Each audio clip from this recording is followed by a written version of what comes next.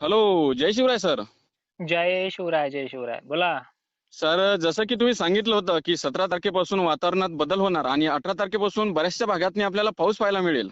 हं, हं, हं. तर आता बऱ्याचशा शेतकऱ्यांचे आपल्याला फोन सुद्धा येत आहे की सर काय राहणार पुढील कंडिशन, म्हणजे काही वातावरणामध्ये काही वेगळं काही बदल आपल्याला पाहायला मिळत आहे का? म्हणजे काही जे मॉडेल बेस आपलं जे अंदाज आहे हं. त्याच्यामध्ये काही बदल झालेला आहे का? म्हणजे जे आपण सांगितलं होतं 17 तारखेपासून वातावरणात बदल होणार आणि आपल्याला वातावरणात बदल सुद्धा दिसत आहे. पण काही जिल्हे, काही त्याच्यामध्ये काही बदल होण्यात आलेला आहे का? तर असे बऱ्याचशा शेतकऱ्यांच्या माध्यमातून आपल्याला बरेचसे प्रश्न विचारण्यात येत होते. तर काय राहणार सर आता पुढील अंदाज? नक्कीच 18-19 पासून राज्यामध्ये पाऊस सुरू होणार आहे. पाऊस वादळी किंवा गारपीट सदृश्य हा दोन्ही प्रकारच्यामध्ये आहेत. आणि तुम्हाला मागे पण सांगितलं होतं, की हे वातावरण होणार आहे आणि गरमीची लेव्हल सुद्धा हद्दपार करणार आहे. ह्या दोन्ही बरोबर. गोष्टी तुम्ही ऑब्झर्व्ह केल्या असतील आणि 17 तारखेपासून वातावरणामध्ये बदल पाहायला मिळेल. हो. तर आज महाराष्ट्रामध्ये आभाळ येईल, ढग येईल, अंधुक वातावरण व्हायला सुरुवात होईल. जे कालपर्यंत क्लिअर वातावरण होतं ते आज तुम्हाला ते बदललेलं पाहायला मिळेल. आणि बरोबर. चक्क महाराष्ट्राच्या दक्षिण भागांमध्ये आज थोडा अजूनही बदल जाणून येईल, की दुपारनंतर ढगांची गर्दी वाढायला सुरुवात होईल. पण हो. आजचा पाऊस हा मोठा ठराविक एवढा काही नाहीये. बरोबर. उद्यापासून म्हणजे 18 तारखेपासून राज्याच्या पुणे परिसरामध्ये, अहिल्यानगरमध्ये, सातारा, सांगली परिसरामध्ये पावसाची दस्तक होणार आहे. पहिल्या 1-2 दिवस व्याप्ती ही हिशोबानेच असते. म्हणजे हो. तुम्ही म्हणाल असं 18 पासून पाऊस सांगितलेला आमच्याकडे थेंबही पडला नाही. बरोबर आहे. सुरुवात ही पावसाची सुरुवात करणारी ज्यावेळेस असते ती सुरुवात कमी असते. पण आगे आगे देखो होता है क्या अशा बरोबर. म्हणीप्रमाणे हे वातावरण मोठं होत जातंय. त्यामुळे हो. तुम्हाला जेवढा वेळ सांगितला होता जवळपास आता ह्या अंदाजाला मागे 5 एप्रिलला 2 एप्रिलला पण ह्या गोष्टी सांगितलेल्या होत्या. 15 बरोबर. दिवस 16 दिवस अगोदर दिलेल्या माहितीप्रमाणे हो. बरोबर त्याच तारखेला वातावरण हे चेंज होतंय.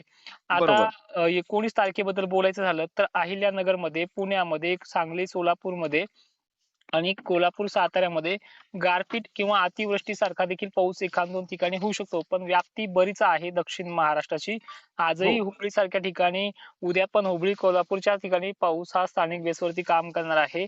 मराठवाड्यामध्ये आणि विदर्भामध्ये त्याचबरोबर दक्षिण महाराष्ट्रामध्ये पावसाचं काम हे 19 तारखेला सक्रिय होऊन जाईल. आणि बरोबर. वारंवार सांगतोय, दिलेल्या तारखेच्या 1-2 दिवस उशिरा त्याची व्याप्ती वाढते. सुरुवात हो. तो कुठे करेल, काय कोणतं गाव घेईल हे तुम्हाला मी मागे पण सांगितले आणि आजही सांगतोय, की व्याप्ती ही जिल्ह्यानुसार, तालुक्यानुसार ही वेगवेगळी राहते. पण जिल्ह्यामध्ये पावसाचा प्रवेश नक्की होईल. आता आपल्याला महत्त्वाची कामे कोणती करायची, की आपला कांदा असेल किंवा हळद असेल, ह्या गोष्टींना झाकून वगैरे ठेवायचे 4-5 दिवस झाकून ठेवावं लागणार आहे. कमी हो. नाहीये. नंतर बरोबर. सुद्धा 26-27 एप्रिलला सुद्धा हे डेव्हलप होणार आहे. त्यामुळे हं. आज येणाऱ्या ह्या पावसापासून ते चक्क आठवडाभर तुम्ही सतर्क राहावं आणि तुमच्या रेकॉर्डिंगच्या माध्यमातून वारंवार सांगेल, की कधी तुम्हाला बिनधास्त राहायचंय आणि कधी तुम्हाला सतर्क राहायचंय. तर बरोबर 19 सर. तारखेला दक्षिण महाराष्ट्र, पश्चिम महाराष्ट्र, बीड वगैरे लातूर परिसर, जालना परिसरामध्ये सुद्धा पावसाचं आगमन हे आवर्जून होणार आहे. व्याप्तीचा विषय कमी अधिक प्रमाणात राहील. पण पुण्यासारख्या ठिकाणी मात्र पाऊस धुव्वाधार बरसणार आहे. गारपीट, वादळी वगैरे हे प्रकार आहेत. हो. आणि जी गोष्ट होणार आहे त्यामध्ये मी आकडतं बोलत नाहीये. ती होणार असेल तर होणारच. बरोबर. छत्रपती संभाजीनगरला, नाशिकला, अहिल्यानगरला, पश्चिम महाराष्ट्राला पुन्हा 20 तारीख जालन्यासह गारपिटीचा इशारा देणारी असणार आहे. हं, हं. छत्रपती संभाजीनगर, नाशिक, अहिल्यानगर, पैठण, गंगापूर, वैजापूर, अहिल्यानगरचे सर्व तालुके, पुण्याचे सर्व तालुके, कोल्हापूरला अतिवृष्टीचा इशारा, सांगली, सोलापूर, पंढरपूर, बीड, जालन्याला सुद्धा पावसाचं आगमन हे मोठ्या प्रमाणात होऊ शकतं. सतर्क बरोबर. राहा. नांदेडचा हो. इशारा देखील आहे. वाशिमला 20 तारखेपर्यंत आहे. हिंगोलीला देखील आहे. लोणार, बुलढाणा जिल्ह्यात सुद्धा 19 तारखेपर्यंत, 20 तारखेपर्यंत आवर्जून हे वातावरण मोठ्या प्रमाणामध्ये सक्रिय होणार आहे. हं, हं, हं. आणि या व्यतिरिक्त पुढे जाऊन सांगायचं म्हणलं, की वातावरण हे कमजोर समजू नका. वातावरण मोठं आहे. बरोबर. हं. बरं सर, आता बऱ्याचशा शेतकऱ्यांच्या माध्यमातून एक प्रश्न विचारण्यात येत आहे, की मान्सून विषयी बी सुद्धा चर्चा करा. मान्सूनबद्दल मी तुम्हाला ठामपणे सांगितलंय. तुम्हाला अल निनो आणि ल निनोबद्दल थोडंसं बोलतोय कारण की सगळ्याचा डावपेच आणि राजकारणी भाषेमध्ये जे काही अंदाज वर्तवले जातात, की जूनमध्ये जास्त आहे. अरे म्हणा जूनमध्ये कोणत्या जूनमध्ये तुमच्या विहिरीला पाणी आलंय? हो. मेमध्ये पाणी आलं गेल्या वर्षी. त्या मेच्या पाण्यावरती जूनचं वातावरण सपाटून गेलंय. जून, जुलै नॉर्मली असतो आणि जूनमध्ये वेळेवरती चांगल्या पेरण्या देखील होणार आहे. पावसामध्ये फक्त यांनी 7 ते 8% फरक सांगितला आणि लगेच दुष्काळ नावाचं चिन्ह लावून दिलंय. पण मला एवढं बरोबर. म्हणायचंय, तुम्ही 2023 आणि 2024 च्या तुलनेमध्ये 2025 ला धुवाधार होईल, ओला दुष्काळ पडेल काही ठिकाणी, असं वक्तव्य एकाने तरी केलं होतं का? हं? नाही. त्यामुळे बरोबर आहे. एकंदरीत शेतकऱ्यांना सांगतोय, की तुम्ही घाबरून जाऊ नका. त्या बातम्यामध्ये, त्या व्हिडिओच्या थंबनेलमध्ये दुष्काळ सांगितला जातोय. शेतकऱ्यांवरती संकट झालं सांगितलं जातंय. हो. शेतकऱ्यांवरती संकट नाही, हे सगळ्या मार्केटवरती संकट राहील. पण त्या पद्धतीचा दुष्काळ मोठा नाहीये. तुम्हाला मी वारंवार सांगतोय, की जून, जुलै नंतर हे मला वेटीस पण धरतील. कारण की मी खंड पण यावर्षी सांगितलेला आहे. खंड मोठा आहे. पण ला बरोबर. निनाबद्दल आणि अल निनोबद्दल होणाऱ्या भारताच्या पावसाच्या परिणामाबद्दल देखील 2 मिनिटात विषय संपवतो, हो, की भारतीय मान्सूनवरती अल निनोचा आणि ला निनाचा एवढा फरक पडतो, की जो मान्सून ला निना काळामध्ये दिवाळीनंतरही बरसतो, तो मान्सून ह्यावर्षी दिवाळीच्या आतमध्ये आवरून घेईल. पण बरोबर. विहिरींना, नद्यांना, नाल्यांना पाणी येणार आहे आणि ज्या ठिकाणी तुम्हाला दुष्काळ सांगितला त्या ठिकाणी तुम्हाला डायरेक्टली ढगफुटीचा पाऊस देखील दाखवण्याची क्षमता ठेवते. हे बरोबर. 2026 जे आहे ते अनेक जवळपास महाराष्ट्रातले सर्वच एका बाजूने आणि मी एका बाजूने. फक्त तुम्हाला मी सांगतोय त्या गोष्टीकडे फोकस करा. परेशानी करणार आहे, ओढ लावणार आहे, असमान वितरण आहे. ऐन वेळेला मालक करपायची पण वेळ येऊ शकते, पण त्याच टायमिंगला साथ देईल. सगळ्यांचे खळदळ होतील, पाणी भरपूर आहे. फक्त दीर्घकाळ टिकणार नाही म्हणजे दिवाळीपर्यंत पाऊस राहील याची गॅरंटी नाहीये. आणि बरोबर आहे. यांनी जे सांगितलंय दुष्काळ आहे वगैरे आहे, हे स्वतः अगोदर बियाणं आणि खतं घ्यायला तयारीत राहणार आहे पुढच्या महिन्यामध्ये. हो, बरोबर हं, आहे. नक्कीच सर. हं, हं.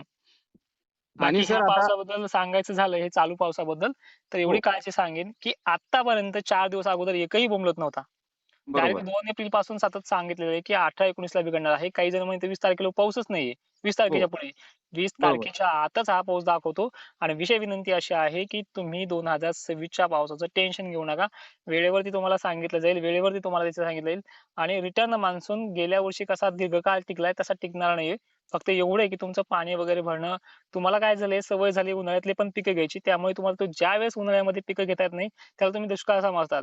दुष्काळ म्हणजे विहिरीला पाणी न येणं, दुष्काळ म्हणजे एखादा भाग म्हणजे महाराष्ट्राचा पश्चिम असू द्या, विदर्भ असू द्या, मराठवाडा असू द्या, त्याला पाण्याची टंचाई भासणं सर्वाधिक जास्त. आणि तसे भाग यंदा इतका पाऊस पडून सुद्धा ह्या वर्षी सुद्धा आहेत. मग ह्या वर्षाला सुद्धा दुष्काळ म्हणायचंय का आपण? टेम्परेचर वाढतंय, पाण्याचं बाष्पीभवन जास्त होतंय, पाणी कमी पडतंय. ह्या गोष्टी वारंवार टेम्परेचरमुळे होत चालतील. पाऊस हा 2024 इतकाच बरसणार आहे. फक्त आपल्याला काही काळामध्ये थोडासा धीर ठेवावा लागणार आहे. कारण की पावसाचं टक्केवारी 10% कमी आहे आणि बरोबर. 10% कमी पण गेल्या वर्षी 20% वाढलेला होता आणि त्यांनी सांगितलं की सरासरीपेक्षा 10% कमी आहे. त्यांनी सुद्धा 8% कमी सांगितलंय. मग गेल्या वर्षी वाढला किती होता हे त्यांनी अजूनही व्यक्त केलं नाहीये. त्यामुळे हे राजकारण आहे हवामानातलं समजून घ्या आणि ह्या 2-4 बरोबर. दिवसाच्या पावसामध्ये वादळी वाऱ्यामध्ये गारपिटीपासून जनावरांचं तुमचं शेतीचं संरक्षण कसं करता येईल त्या पद्धतीने नियोजन करत राहा. या व्यतिरिक्त अजून बरोबर. काही माहिती हवी असल्यास बोलू शकता. आणि सर आपल्या 10 ते 15 शेतकऱ्यांच्या माध्यमातून काही प्रश्न विचारण्यात आलेले आहे.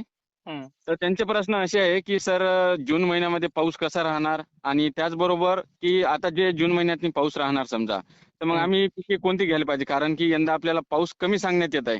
तर हं. पिकं कमी कालावधीतली घेतली पाहिजे की जास्त कालावधीतली घेतली पाहिजे? हे आपण सविस्तर अपडेट पुढील व्हिडिओमध्ये घेऊया सर. नक्की धन्यवाद. हो. जास्तीत जास्त जर शेतकऱ्यांच्या कमेंट आल्या तर नक्की त्या आपण या विषयावरती बोलूया. तर तोपर्यंत धन्यवाद सर. आणि जय शेतकऱ्यांना एक तुम्ही महत्त्वपूर्ण आणि डिटेलमध्ये माहिती दिल्याबद्दल धन्यवाद. नक्की धन्यवाद.